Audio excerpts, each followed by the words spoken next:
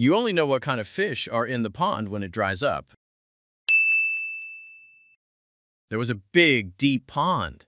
Fish were splashing all over the place. Anyone passing by would think, wow, there must be some giant fish in there. One day, a group of guys, 3rd, 4th, 7th, 5th, and 6th, decided to drain the whole pond, hoping to hit the jackpot with a haul of big snakeheads or catfish.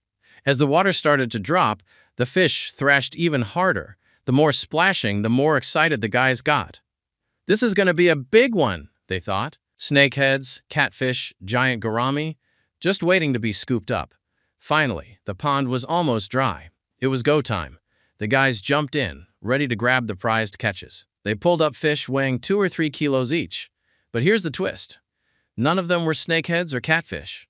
They were all suckerfish, those glass cleaner bottom feeders. Even weirder, some of them had mixed with flower horns, the ornamental fish someone had randomly dumped in the pond. Thanks for watching. This content is intended for entertainment and English learning purposes only. Please share and subscribe to support my channel.